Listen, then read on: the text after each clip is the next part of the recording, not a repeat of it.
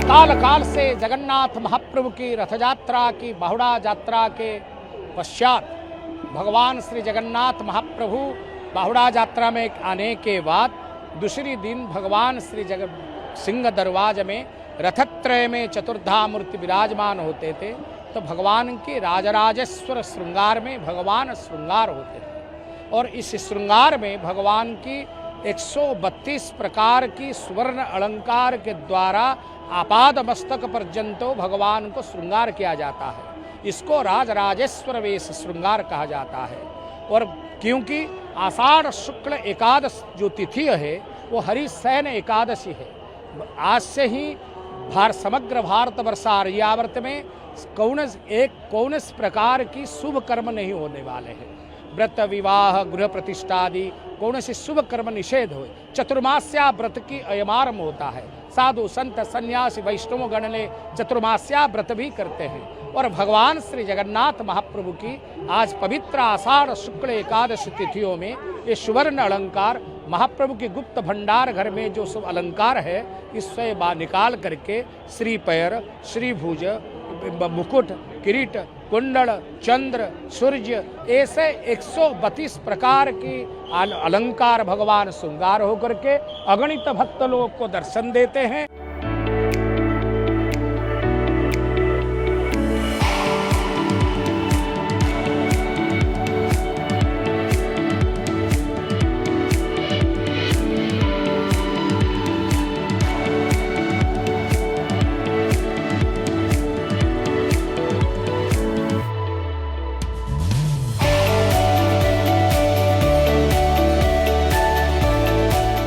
महाप्रभु का इस जो सोने का अलंकार का दर्शन है ये एक भव्य दर्शन होता है जो रथ रूप पे ही मिलता है। रथ के ऊपर भगवान जब बैठते हैं तो तभी ये दर्शन होता है।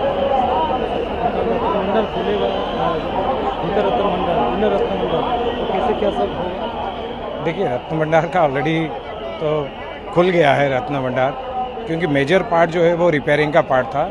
क्योंकि रिपेयरिंग पार्ट जो स्ट्रक्चरल प्रॉब्लम था जिसको लेकर हमने भी लेटर्स दिया था जो लास्ट ईयर, क्योंकि मेजर ये था कि 2018 के रिपोर्ट में ये क्लियर था कि मंदिर के अंदर जो रत्न भंडार है उसमें काफ़ी जगह पे सीपेज है और कुछ जगह पे पत्थर गिरा हुआ है, ये सब प्रॉब्लम्स है।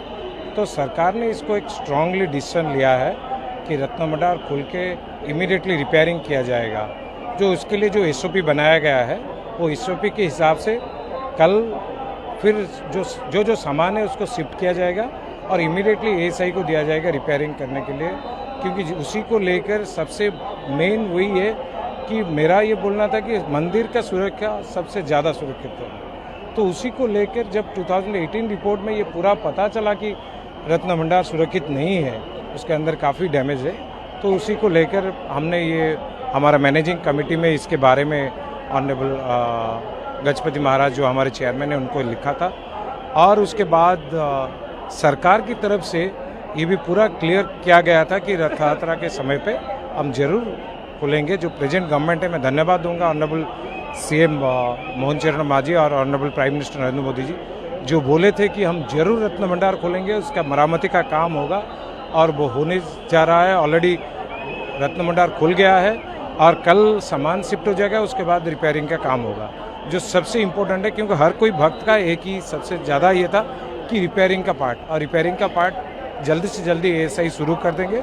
और ये जो टेम्पररी रत्न भंडार में अभी शिफ्ट होगा उसके बाद फिर वो रत्न भंडार में आइडेंटिफाई होगा जो भगवान जगन्नाथ जी का जो रत्न आभूषण है। और मेरा ये सोचना है, बचपन से हम लोग सुनते आ रहे हैं महाप्रभु जगन्नाथ जी का जो आभूषण है, जो सोने का अलंकार है, वो जब आइडेंटिफाई होगा सारा विश्व चकित हो जाएगा कि जो जगत के नाथ है जगन्नाथ, उनके पास क्या क्या सामान है। क्योंकि जब 78 में हुआ था तब हमारे पास इतना स्ट्रॉन्ग आइडेंटिफिकेशन नहीं था कि आइडेंटिफाई करने के लिए। अभी सरकार की तरफ से इतना अच्छा SOP बनाया गया है, रिजर्व बैंक को भी इंक्लूडिंग किया गया है, तो प्रॉपरली जब इसका आइडेंटिफिकेशन होगा तो ये जरूर एक बहुत बड़ा मैसेज जाएगा थ्रू आउट वर्ल्ड के लिए।